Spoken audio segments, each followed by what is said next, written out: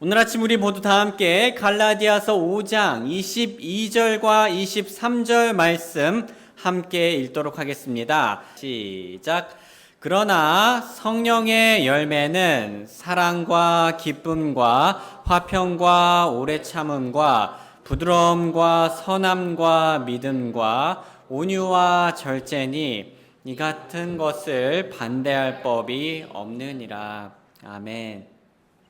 오늘 말씀 주제는 성령님의 세 번째 열매, 화평입니다. 성령님의 세 번째 열매, 화평. 형제자매님들, 우리는 안녕하세요 라고 인사를 합니다. 여기서 명사 안녕은 아무 탈 없이 편안함이라는 뜻을 가지고 있는데요. 즉 안녕하세요는 아무 탈 없이 편안히 지내시나요? 라는 의미를 가지고 있는 겁니다. 이런 걸 보면 우리나라 인사말은 참 배려심이 깊은 표현인 것 같아요. 그런데 이스라엘 사람들도요, 우리나라 못지않게 아주 친절한 인사말을 사용합니다. 그 인사말은 바로 샬롬입니다. 이 샬롬은요, 화평, 온전함이라는 뜻을 가지고 있는데요. 즉 이스라엘의 인사말 샬롬은 우리나라의 안녕하세요와 그 뜻이 매우 비슷합니다.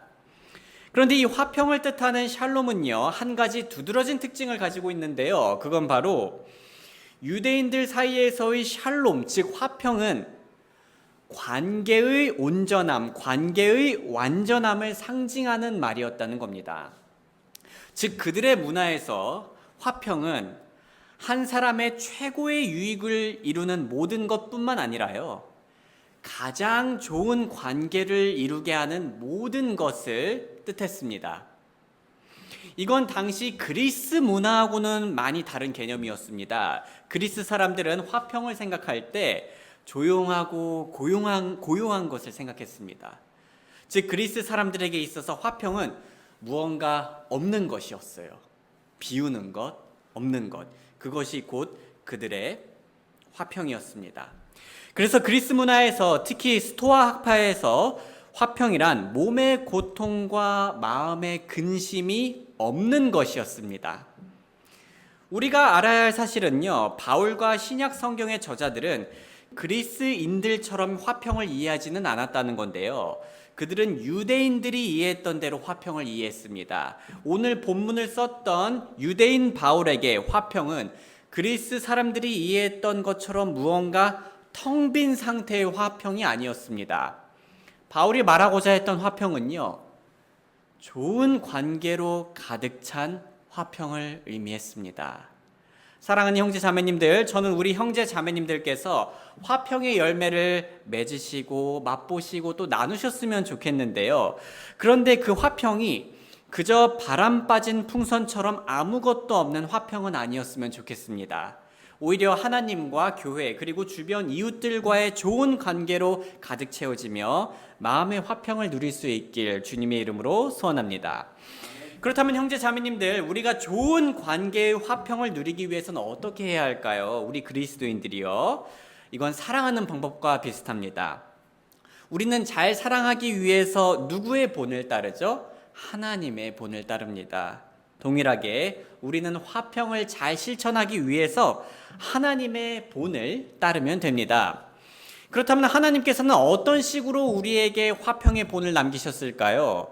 하나님께서는 복음으로 화평의 복을 남기셨습니다. 사실 우리가 믿는 복음은요, 화평의 복음이라고 불릴 정도로 화평과 매우 깊게 연관이 있는데요. 예배소서 6장 15절 같이 읽어볼까요? 시작. 화평의 복음을 예비한 것으로 너희 발에 신을 신고. 복음이 화평의 복음이 되는 이유는 우리가 이 복음을 통해 하나님과의 관계가 회복되었기 때문입니다. 복음을 믿기 전 우리의 상태는 어땠습니까? 우리의 생각과 행위가 그 하나님을 대적하며 죄를 짓는 상태였죠. 하지만 우리는 복음에서 나타난 예수님의 희생 덕분에 하나님과 화해한 상태가 되었습니다. 물론 지금 제가 말하는 화해는요, 하나님과 우리 양쪽에 다 잘못이 있다는 전제가 아닙니다. 하나님은 죄 없으신 거룩한 분이십니다. 여기서 제가 말하는 화해는 오직 사람의 편에 죄가 있었는데 예수님께서 대신 그 죄값을 치루어 주셨기 때문에 하나님과의 관계가 화평하게 회복되었음을 의미합니다. 성경은 이 사실을 다음과 같이 말을 하는데요. 우리 한번 골로새서 1장 20절부터 22절까지의 말씀을 조금 길지만 같이 읽어보겠습니다. 시작. 그분의 십자가의 피를 통해 화평을 이루사 그분으로 말미암아 모든 것들이 즉 내가 다시 말하노니 그분으로 말미암아 땅에 있는 것들이나 하늘에 있는 것들을 자신과 화해하게 하셨기 때문이라. 또한 한때는 너희가 악한 행위들로 인해 멀리 떨어져 있었고 너희 생각 속에서 원수가 되었으나 이제는 그분께서 화해하게 하셨으니 곧 너희를 그분의 눈앞에서 거룩하고 흠이 없으며 책만 받을 것이 없는 자들로 드리기 위해 죽음을 통해 자기 육체의 몸 안에서 화해하게 하셨느니라. 정리하자면 우리가 누리는 구원은요, 하나님과 화평한 관계가 되었다는 뜻입니다. 그런데 이 화평한 관계는요, 공짜로 얻어진 것은 아니었어요. 우리가 누리는 구원은 하나님께서 자신의 전부와 같은 독생자 예수님을 희생하시면서까지 얻어낸 화평입니다. 그러니 그리스도인들은 이 화평을 절대 가볍게 여기거나 당연하게 여길 수는 없는 거죠. 가장 소중하게, 귀하게, 그리고 감사하게 여겨야 될 것입니다. 소중한 형제 자매님들, 우리는 우리가 받은 이 화평 속에서 한 가지 사실을 확실히 알 수 있는데요. 그건 바로 하나님께서는 최선을 다해 화평을 추구하셨다는 겁니다. 하나님께서는 최선을 다해 화평을 추구하셨습니다. 하나님께서는 자신의 가장 소중한 예수님을 이 땅에 보내시고 그분의 생명을 희생하시면서까지 화평의 열매를 맺으셨습니다. 사실 하나님 편에서 이보다 더 큰 최선이 어디 있을까요?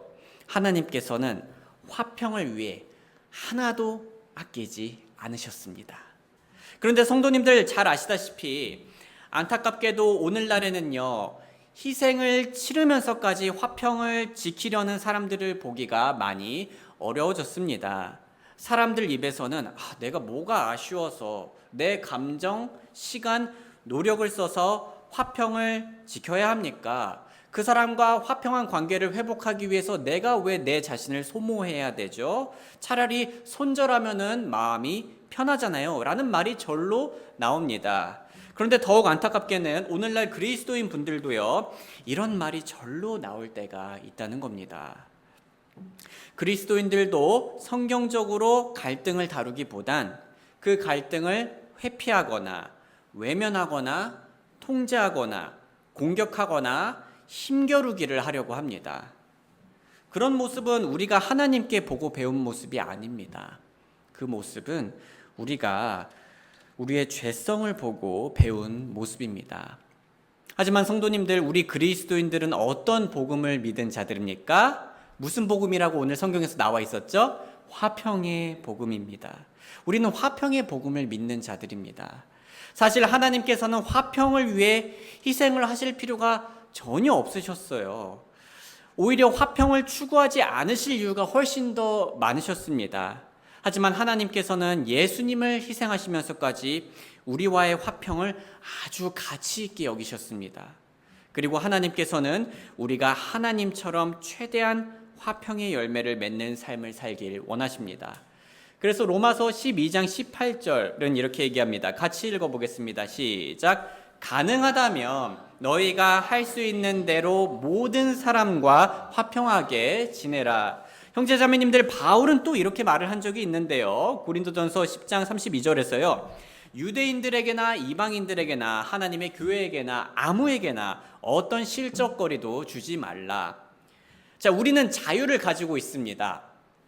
우리가 가진 자유의 목적은요, 그리고 그 방향은 화평을 위해서 의롭고 사랑스럽고 이타적인 행위를 하는 겁니다. 만약 누군가 복음을 듣고요, 복음의 내용 자체로 인해 실족을 하신다면 그건 그분의 마음의 문제가 될 것입니다. 우리가 어떻게 할 수 없는 부분이죠, 억지로. 하지만 누군가 우리의 삶을 보고 실족한다면, 우리가 사랑이 없어서, 우리가 화평하지 못해서 누군가 실족한다면 그건 우리의 문제가 될 수 있습니다. 그러므로 우리는요, 화평의 복음을 먼저 경험한 자들로서 다른 사람들에게 실족거리를 주지 아니하며 희생적인 사랑으로 최대한 모든 사람들과 화평하게 지내야 합니다. 우리 모두 하나님처럼 최선을 다해 직장과 학교와 교회와 모든 관계에서 화평의 열매를 맺길 주님의 이름으로 소원합니다. 그렇다면 형제자매님들, 우리는 구체적으로 어떤 과정들을 통해서 갈등 속에서 화평의 열매를 맺을 수 있을까요? 화평하게 하는 자라는 책을 쓰신 켄 산데님은 다음과 같은 4가지 성경 원리가 도움이 된다고 하였는데요. 첫 번째로요, 하나님께 영광을 돌리는 겁니다. 하나님께 영광을 돌리는 겁니다. 이것이 바로 우리가 화평을 실천하게 하는 동기와 힘이 되어주는데요. 성도님들, 종훈이와 종건이가 쑥쑥 크고 있습니다. 저는 나중에 종훈이와 종건이가 커서 아빠, 저는 아빠처럼은 되지 않을 거예요 라고 말한다면요, 참 마음이 아플 것 같습니다. 반대로요, 제 아이들이 아빠, 저는 아빠처럼 될 거예요 라고 말하면요, 저는 참 기쁘고요, 행복할 것 같습니다. 비슷하게요, 성도님들, 우리가 화평을 위해 그 어떤 희생도 치르지 않는다면 그 모습은 아버지 하나님의 마음을 아프게 합니다. 왜냐하면 우리는 그 모습으로요, 화평을 추구하셨던 하나님께서는 틀리셨습니다. 어리석으셨습니다. 저는 하나님처럼 그렇게는 되지 않을 겁니다 라고 외치는 것과 같기 때문입니다. 반대로 우리가 하나님처럼 희생을 감수하면서까지 최선을 다해 화평을 추구한다면 그 모습은요, 하나님께 기쁨과 영광이 됩니다. 왜 그렇습니까? 왜냐하면 우리는 그 모습으로 화평을 추구하셨던 하나님께서 틀리지 않으셨다, 하나님께서 옳으셨다, 나는 하나님처럼 될 거다 라고 외치는 것과 같기 때문입니다. 우리는 먹든지 마시든지 무엇을 하든지 하나님께 영광을 돌려야 합니다. 고린도전서 10장 31절, 그러므로 너희가 먹든지 마시든지 무엇을 하든지 모든 것을 하나님의 영광을 위하여 하라. 우리 모두 주변 사람들에게 화평을 이루는 예수님의 사랑을 드러냄으로써 하나님께 영광 돌리길 주님의 이름으로 소원합니다. 다음으로요, 우리 눈 속에서 들보를 빼내기입니다. 우리 눈 속에서 들보를 빼내기. 사실 우리는 갈등이 생길 때 다른 분의 그 잘못이 더 커 보이고요, 우리 잘못은 잘 보이지 않을 때가 자주 있죠. 특히 우리가 운전을 할 때나 계획이 뒤틀리거나 안 좋은 결과가 나오면 얼른 다른 사람 탓을 하기가 쉽습니다. 그럴 때 예수님께서는 먼저 우리 자신을 차분하게 점검할 것을 가르치시는데요. 마태복음 7장 3절에서 5절입니다. 또 너는 어찌하여 내 형제의 눈 속에 있는 티는 보면서 너 자신의 눈 속에 있는 들보는 깊이 생각하지 아니하느냐? 혹은 내가 내 형제에게 이르기를 내가 내 눈 속에서 티를 빼내어 주리라 하려느냐? 보라, 들보가 너 자신의 눈에 있지 아니하냐? 자, 5절은 같이 읽어보겠습니다. 시작. 너 위선자여, 먼저 너 자신의 눈에서 들보를 빼내라. 그 뒤에야 내가 밝히 보고 내 형제의 눈에서 티를 빼내리라. 성도님들, 이걸 보면요, 우리가 판단을 하는 것 자체, 분별하는 것 자체는 잘못된 게 아닙니다. 분별을 해야죠. 근데 그렇게 남의 눈에서 티를 빼내기 전에 먼저 나를 점검해서 나의 들보를 빼내라 라고 말씀하시는 겁니다. 형제자매님들, 제가 대학생 때 가족들과 오랫동안 떨어져 지내다 보니 가족의 소중함을 많이 느끼게 되었습니다. 그리고 가족들에게 잘하지 못했던 것들도요, 제가 기숙사에서 잠을 잘 때마다 생각이 나더라고요. 특히 동생에게 미안했던 일이 많이 생각이 났고요. 다시 기회가 생긴다면 동생을 더 잘 사랑해야겠다는 생각이 들었습니다. 저는 졸업 후 가족들과 다시 함께 지낼 수 있는 시간이 있었습니다. 그런데 하루는 동생과 좀 갈등이 있었습니다. 뭐 때문인지는 몰라도요, 좀 강하게 다투었어요. 그날 밤 저는 동생에게 먼저 가서 제가 잘못한 부분을 미안하다라고 말하였습니다. 제 기억이 맞다면 당시 제 사과를 들었던 동생의 반응은 무감각해 보였습니다. 별 반응이 없었어요, 저의 사과에. 그래도 다행히 그 이후로 어찌저찌 해서 관계가 회복되긴 했습니다. 그런데 나중에 제가 어머니께 들어보니까요, 동생은 그날 어머니에게 형이 먼저 사과해서 놀랐었다라는 말을 했다고 합니다. 그러니까 동생은요, 겉으론 별로 반응이 없어 보였지만 사실 마음으로는 갈등의 벽이 조금씩 허물어지고 있었던 거죠. 소중한 형제 자매님들, 오늘날 사람들은 먼저 사과하지 말라는 조언을 하기도 합니다. 왜냐하면 나의 사과가 나의 약점이 되고 나의 사과를 상대방이 악용할 것만 같거든요. 저도 이런 걱정을 해보았고요. 충분히 이해가 됩니다. 그래서 솔직히 먼저 사과를 하는 게 두려울 때도 있어요. 하지만 우리가 다른 사람들의 잘못을 다루기 전에 먼저 용기를 내어서 우리가 잘못한 부분을 말하면 크게 두 가지 효과를 우리가 기대할 수 있는데요. 첫 번째로 우리가 우리의 잘못을 바르게 인정함으로써 마음의 짐을 빠르게 덜 수 있습니다. 갈등 후 우리가 마땅히 해야 할 일을 빠르게 했으니까요. 참고로 성도님들, 우리가 잘못하지 않은 부분까지 잘못했다고 해서는 안 됩니다. 그건 우리의 자존감을 떨어뜨리는 겁니다. 우리의 마음을 더 무겁게 만들 거예요. 우리가 잘못하다고 느끼지 않은 걸 잘못했다고 말한다면요. 하지만 우리의 진짜 잘못을 정직하게 인정하는 것은요, 성숙하게 양심의 가책을 해결해 나감으로써 마음의 짐을 덜을 수 있는 겁니다. 두 번째로 우리가 기대할 수 있는 것은 우리가 진지하게 사과를 하면, 진솔하게 사과를 하면 상대방은요, 대부분은 그 사과로 인해 긴장을 풀고 보다 더 부드럽게 반응해 줄 겁니다. 이런 부드러운 마음 상태는 앞으로 갈등에 대해서 더 이성적으로 대화하게 해주고, 또 조정이 필요하다면 더 합리적으로 서로 맞출 수 있게 해주고 화해의 길로 인도해 줄 수 있습니다. 다음으로 우리는 잘못을 온유한 영으로 바로잡아야 합니다. 성도님들 아시다시피 우리가 갈등이 생길 때는 회피를 하거나 아니면 공격적인 반응, 둘 중 하나를 보이기가 쉽습니다. 성향에 따라서 어떤 분들은 회피를 하고요, 어떤 성향은요, 공격을 하죠.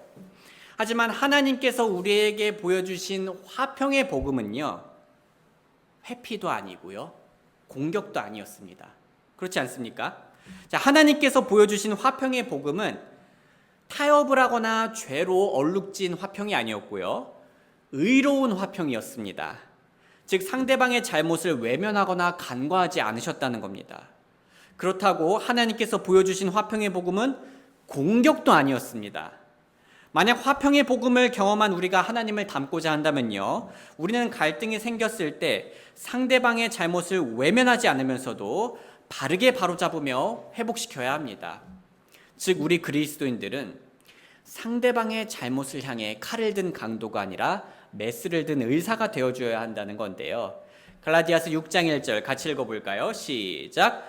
형제들아, 만일 어떤 사람이 잘못에 빠지거든 영적인 너희는 온유의 영으로 그러한 자를 회복시키고 너 자신을 살펴보아 너도 시험에 들지 않게 하라. 우리는 만약 상대방이 자신의 잘못을 제대로 보지 못할 때 온유하게 그들의 잘못을 보여주어야 합니다. 그렇다면 만약 상대방이 자신의 잘못을 향해 올바른 반응을 보여주지 못한다면 우리는 어떻게 할 수 있을까요? 예전에 교회의 징계를 배웠을 때 보았던 원리를 사용할 수가 있습니다. 우리는 친구 관계에서 그런 일이 일어났다면요, 우리가 함께 신뢰할 수 있는 친구들이나 혹은 교회에서 그런 일이 일어났다면요, 교회 안에서 신뢰받는 형제 자매님들이나 아니면 지도자들이나 또는 객관적인 입장을 말해줄 수 있는 사람들을 동원하여서 상대방이 잘못했음을 이해시켜 줄 수 있습니다. 물론 이때 우리는요, 상대방을 향해 윽박지르거나 린치로 몰아서는 안 됩니다. 그리고 그때의 우리의 우상은요, 우리의 주장을 반드시 설득시키는 그러한 것도 아닙니다. 우리의 핵심은요, 우리의 포커스는요, 온유함입니다. 온유함이야말로 상대방의 방어 기제를 낮춰주고 귀 기울이게 만들고 진정한 회개와 화평의 회복으로 인도해 줄 수 있습니다. 소중한 성도님들, 우리는 지금까지 화평의 열매를 맺기 위해 하나님께 영광 돌리기, 우리 눈 속에서 들보를 빼내기, 그리고 잘못을 온유한 영으로 바로잡기를 살펴보았습니다. 켄 산대님의 마지막 제안은 가서 화해하라입니다. 예수님께서는 이런 가르침을 주신 적이 있죠. 마태복음 5장 23절과 24절 말씀인데요. 제가 읽겠습니다. 그러므로 만일 내가 예물을 제단으로 가져오다가 거기서 내 형제가 너를 대적하는 일이 있다는 것을 기억하면 내 예물을 제단 앞 그곳에 놓아두고 내 길로 가서 먼저 내 형제와 화해하라. 그 후에 와서 내 예물을 드리라. 성도님들, 우리가 추구하는 성경적인 화평은요, 관계를 회복하며 올바른 합의를 이끄는 것도 포함이 됩니다. 즉 예수님께서 우리를 용서하신 것처럼 우리도 용서하고요, 서로 이해할 수 있는 해결책을 찾아야 합니다. 그렇게 우리는 화평의 열매가 건강히 맺어지도록 주변 잡초 뿌리 같은 감정의 쓴 뿌리들을 싹 다 뽑아버려야 합니다. 물론 성도님들, 화해하는 건 어렵습니다. 아직 화해를 위해 내 편에서 준비가 안 되어 있을 수 있고요, 상대방의 편에서도 준비가 안 되어 있을 수도 있습니다. 하지만 우리가 상대방의 마음은 어쩔 수 없어도 우리 편에서는 화해할 준비와 의지가 되어 있어야 하지 않겠습니까? 만약 우리가 예수님까지 희생하시며 우리와 화해하신 하나님을 본받으려 한다면 말입니다. 사랑하는 형제 자매님들, 아마 오늘 말씀을 들으시면서 생각나는 사람이 있을 겁니다. 이 사람과 화평하고 싶다. 그 사람과 화평을 회복해야겠다라는 생각이 드시는 분들이 계실 겁니다. 또는 목사님, 제가 생각나는 사람은 있는데요, 화평하게 지내고 싶은데요, 그게 현실적으로 너무 어려울 것 같습니다. 내가 오늘 말씀을 듣고 화평을 시도했는데 상대방이 부정적으로 반응하면 어쩝니까? 라는 걱정이 드시는 분들도 계실 겁니다. 맞습니다. 어렵죠. 하나님께서 이런 우리의 걱정과 두려움을 다 아십니다. 그런데 동일하신 하나님께서 먼저 우리에게 복음으로 화평을 보여주셨습니다. 그리고 우리 능력이 아닌 성령님을 통해 이 열매를 맺을 수 있다고 응원해주고 계십니다. 성령님의 열매라고 하지 않았습니까? 그리고 마치 아버지가 어린 자녀들에게 시범을 보여주며 너도 아빠처럼 할 수 있어 라고 따뜻하게 격려해 주십니다. 마태복음 5장 9절 말씀 이렇게 얘기합니다. 같이 읽어볼까요? 시작. 화평하게 하는 자들은 복이 있나니 그들이 하나님의 자녀라 불릴 것이기 때문이라. 네, 화평하게 하는 자들에게 복이 있습니다. 왜냐하면 그 화평은요, 우리를 하나님의 자녀라 불리게 만드는 아주 중요한 성품이기 때문입니다. 형제자매님들, 저는요, 최근 한 2달 전쯤에요, 어색한 관계가 된 분이 있습니다. 우리 교회뿐은 아니에요. 원래부터 그렇게 친한 분은 아니었고 제가 업무상 알고 지냈던 분이었습니다. 그런데 한 가지 갈등으로 인해서요, 서로 다른 의견으로 인해서 그분과는 지금 긴장 상태, 냉랭한 상태, 냉전 상태가 되어버렸습니다. 사실 저는요, 이런 생각도 했어요. 그냥 그분과는 그냥 이대로 끝내야겠다라는 생각을 했습니다.